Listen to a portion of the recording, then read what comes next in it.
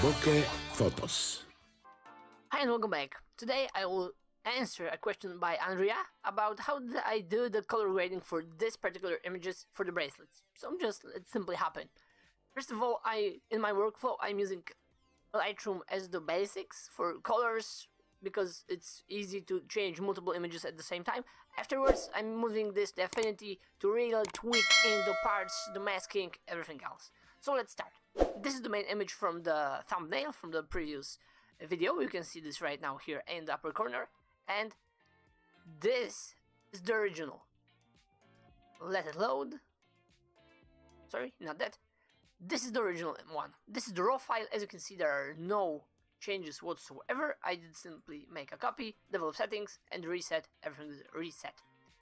And this is the color grading, Andrea, you were asking about. So let's go one by one. What was changed? First of all, added the blue tint. So you cannot see probably because of my camera, but the white balance is on 5040 and the tint is plus 22 for the pink. All the tones here, it's pretty much basics. Like in comparison to this, I just simply add a little bit of contrast, upper up the shadows, lower down the highlights, so I can have the histogram as much squeezed as possible, so there will be no pure blacks and no pure whites. Afterwards, I'm usually adding this faded matte tint effect look, whatever you want to call this. So I usually like to add this. Eventually I can add this in Affinity and remove from the bracelets by masking, so they will be even more sharp and will pop up in the image that you will see in a minute.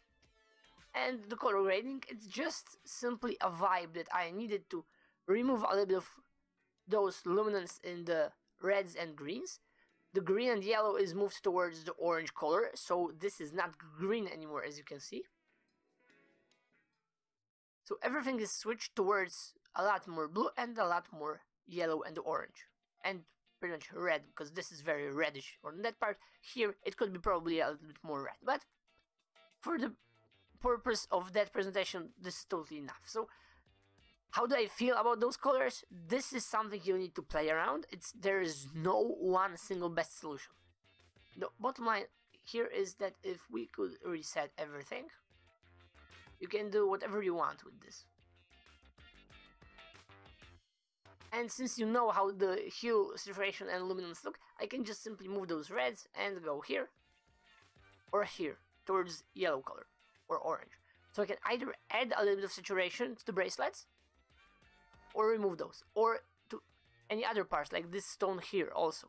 Afterwards, of course, if you are doing this on the whole image in Affinity, for example, you need to fix those spots so they won't pop up in the image and the attention of the viewer will be on the product itself, not everywhere around. So as you can see here in Affinity, I did mask this a little bit later on, so it will look better.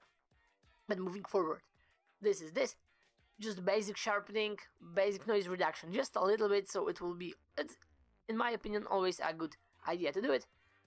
Transforming didn't have to do anything. Lens correction, of course, automatic for Sigma lens. And post-crop vignetting, I always add a little bit, but you can add a lot more, so the image will pop up in the middle, or all the highlights will be a lot more visible to the naked eye. And pretty much that's it, I would say. Calibration, colors, I don't change this. I'm not overdoing this. This should be fun and easy. And the most part that I find that takes a lot of time is actually masking and really remove the spots, like cleaning up the product afterwards and post-processing in Affinity, for example, with the in-painting brush. This takes a lot of time. So I will add this preset later on. You can download this in the description. So as you can see, I got a lot of images just simply made the same. And why I could make the same? It's pretty much being shot here on that brick wall, all of those images. So I did it in like 1 minute, so the colors, the sunlight didn't change, so it was very easy because I could only edit one single photo and then move all the presets, create a preset, just copy the settings for every other photo, and it's okay. Like it's a very fast workflow because the light situation didn't change, everything was the same.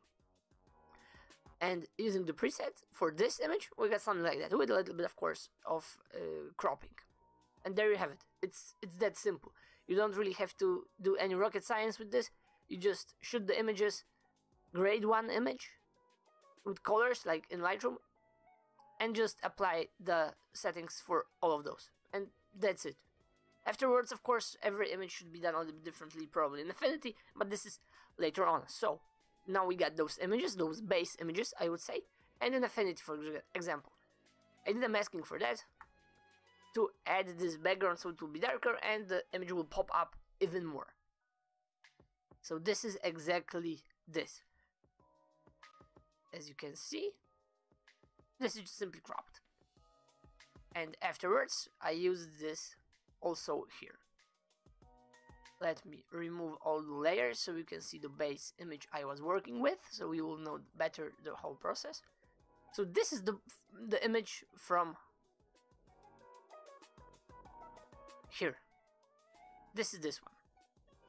This is already a little bit cropped in, obviously, and a little bit post-process, like removing some colors. So this is the latter image. So what I did here, this is before, this is the after. Let me remove those layers. Obviously there is a cleanup. I did remove all the green stuff. I wanted this to be hard bricks or just concrete, stone, rock, nothing else. And this image, as you can see, and this is a little bit different because when you change something and you use masking, Affinity rasterizes this. So there was also additional changes to those colors because this is very, very pink, and in this HSL adjustment layer, I was changing this here. A little bit of hue change, so if I enable this, it's a lot more even color. The pink hue disappeared. That's it. Lens filter, a little bit added. Orange color, because I like everything orange. This is the best color there is. So there's that. Curve adjustment. A little bit the S curve on top of the curve that was minor setting in the Lightroom. And shadows and highlights. I actually did nothing with this. I wanted to do something, but I didn't. So, and there you have it. All of that. Let's go with the second image. This is a copy, so I can use, for example, this, and just add everything from here. So this is the image from Lightroom, and I added brightness and contrast adjustment. A little bit. Curves adjustment, as you can see, everything went darker, but it added this a little bit of a faded effect.